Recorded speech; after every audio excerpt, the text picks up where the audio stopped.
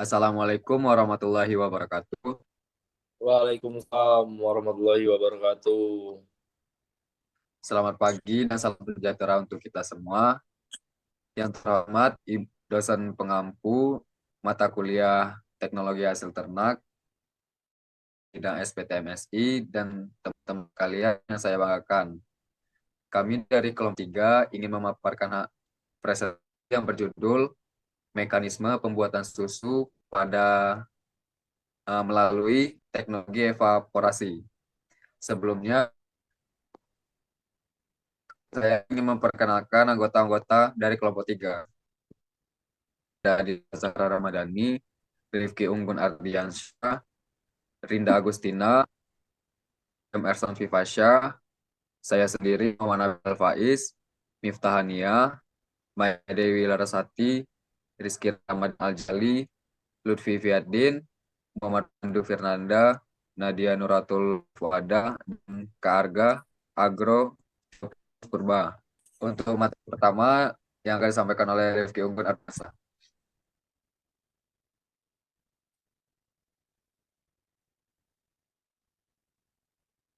Baik, di sini saya akan menjelaskan bagaimana perbedaan teknologi pengolahan dari beberapa macam susu. Yang pertama itu ada susu murni, di mana susu murni ini merupakan susu segar yang langsung diambil dari ambing sapi atau hewan penghasil susu lainnya, tanpa melalui proses pemanasan atau pengolahan lebih lanjut. Sedangkan susu ini sendiri mengandung semua komponen asli dari susu seperti lemak, protein, karbohidrat, vitamin, dan mineral. Lalu yang kedua yaitu teknologi pengolahan susu pasteurisasi, di mana susu pasteurisasi ini merupakan susu yang telah melalui proses pemanasan pada suhu tertentu untuk membunuh patogen dan mikroorganisme berbahaya tanpa melalui dan merusak nutrisi yang terkandung di dalamnya.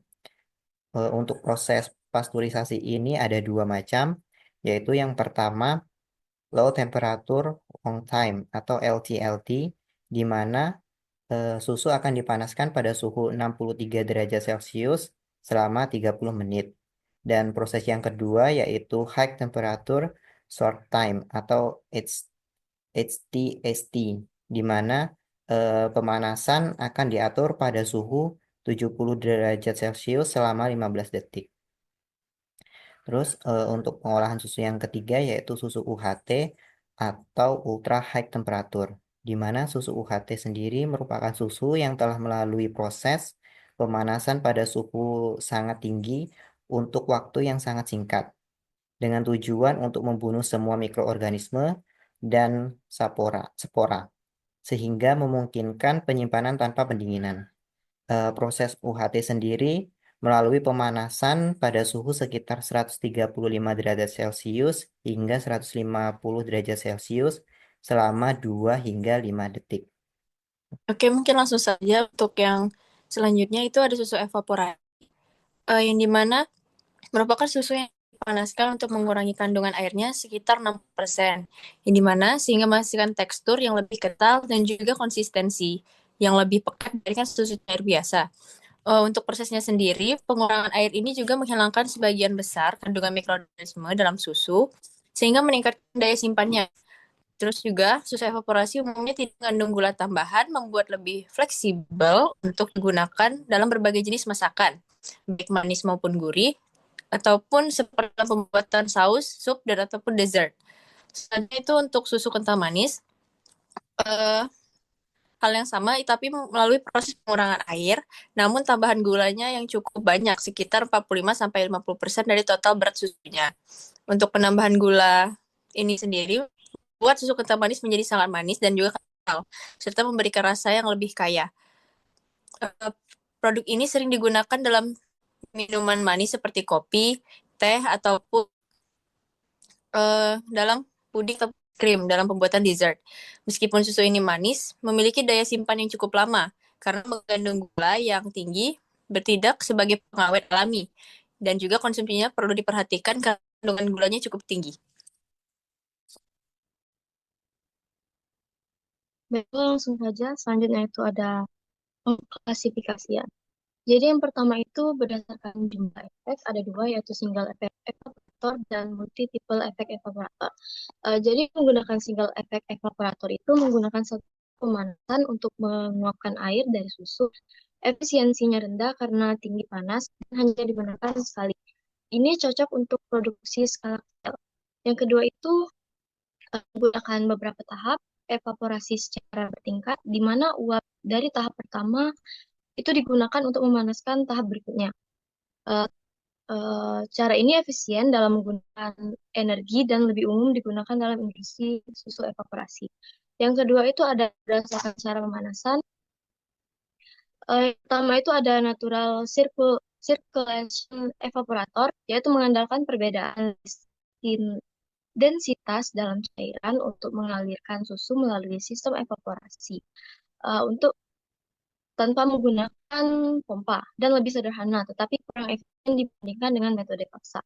Dan yang kedua itu ada forced circulation evaporator, itu menggunakan pompa untuk mengalirkan susu melalui pemanas dengan kecepatan tinggi dan mengurangi risiko fouling atau pengendapan.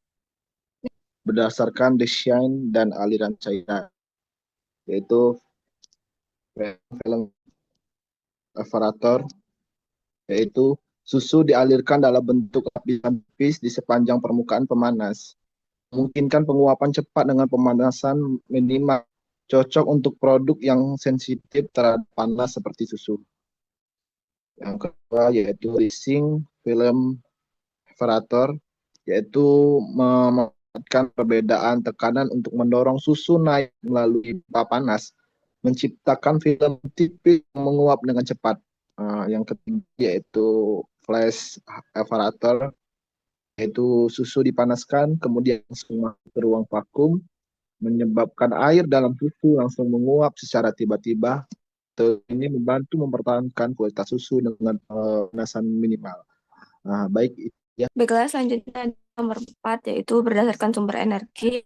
Yang pertama itu ada thermal evaporator, adalah jenis evaporator yang menggunakan energi panas dari sumber eksternal seperti uap air, gas, atau listrik untuk memanaskan cairan hingga menguap. Proses ini digunakan dalam industri makanan, farmasi, dan pengelolaan limbah untuk mengurangi volume cairan atau meningkatkan konsentrasi larutan. Yang kedua yaitu Mechanical Vapor Recompression atau MVR, adalah teknologi evaporasi yang lebih efisien energi karena menggunakan kompresor untuk mendaur ulang uap yang dihasilkan terbentuk di kompresi sehingga suhunya naik, lalu digunakan kembali sebagai sumber panas untuk proses evaporasi berikutnya. Adapun kelebihan dari teknologi evaporasi yaitu yang pertama, meningkatkan konsentrasi nutrisi. Proses evaporasi menghilangkan sebagian air dari susu sehingga dapat meningkatkan konsentrasi nutrisi seperti protein, lemak, laktosa, vitamin, dan mineral. Yang kedua yaitu memperpanjang umur simpan. Kandungan air yang lebih rendah pada susu evaporasi menghambat pertumbuhan mikroorganisme sehingga dapat memperpanjang umur simpan produk. Yang ketiga yaitu memudahkan penyimpanan dan transportasi. Susu evaporasi memiliki volume yang lebih kecil dibandingkan susu segar, sehingga dapat memudahkan penyimpanan dan transportasi. Hal ini dijadikan pilihan yang baik untuk daerah yang sulit dijangkau atau memiliki fasilitas pendingin yang terbatas. Yang keempat yaitu memudahkan pengolahan lebih lanjut. Susu evaporasi sering digunakan sebagai baku untuk produk susu lainnya, seperti susu kental manis, susu bubuk, atau produk olahan lainnya. Next. Oke, lanjut. Yang selanjutnya itu ada di kekurangan. Untuk kekurangan dari pembuatan susu evaporasi ini, yang pertama ada perubahan rasa dan aroma, yang kedua kehilangan nutrisi tertentu, 3 potensi terjadinya perubahan fisik, juga nomor 2 ada resiko intoleransi laktosa. Untuk kekurangan ini biasanya dapat terjadi pada terkena paparan sinar matahari, suhu ruangan, dan juga terlalu lama dalam penyimpanan, sehingga dapat mengalami kerusakan susu tersebut. Oke, next, lanjut. Oke, selanjutnya itu mekanisme pembuatan susu evaporasi. mekanismenya terbagi menjadi 3. Yang pertama itu pembuatan susu evaporasi itu melibatkan beberapa tahap. Tahap yang pertama untuk mengurangi kadar air tanpa merusak nutrisinya. Proses ini dimulai dengan standarisasi susu untuk menyesuaikan kadar lemak dan protein. Kemudian susu dipanaskan 85-100 Celcius. Ini bertujuan untuk membunuh bakteri dan menginaktivasi enzim. Kemudian proses penguapan evaporasi. Tahap ini dilakukan dalam evaporator vakum pada suhu 40-70 Celcius. Ini bertujuan untuk mengurangi air sekitar 50-60%, menghasilkan susu yang lebih kental. Setelah itu susu dihomogenisasi agar teksturnya lebih halus dan stabil. Next. Baiklah, selanjutnya itu adalah kemudian proses sterilisasi, yaitu susu dikemas dan disterilisasi pada suhu 110 dan sampai 120 derajat selama 10-15 menit agar tahan lama. Proses terakhir yaitu pendinginan dan penyimpanan.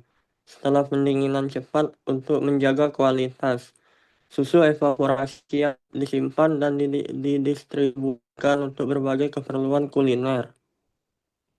Kesimpulan dari hasil materi yang kami paparkan adalah teknologi pengolahan susu terdiri dari berbagai metode seperti susu murni, pasteurisasi, UHT, evaporasi, dan susu ketan manis. Proses evaporasi digunakan untuk mengurangi kadar air dalam susu sehingga membuatnya lebih kental dan tahan lama. Evaporasi memiliki kelebihan seperti meningkatkan konsentrasi nutrisi, mempercepat dan memudahkan transportasi. Namun, ada juga kekurangan seperti perubahan rasa, hilangnya beberapa nutrisi, dan potensi perubahan fisik pada susu. Pemilihan di pengolahan susu bergantung pada tujuan penggunaan, efisiensi energi, dan kualitas produk akhir. Demikian pemaparan yang dapat kami sampaikan. Kami memohon maaf apabila ada kesalahan kata, dan Allah kami mohon ampun. Kami akhiri. Wassalamualaikum warahmatullahi wabarakatuh. Waalaikumsalam warahmatullahi wabarakatuh. Terima kasih.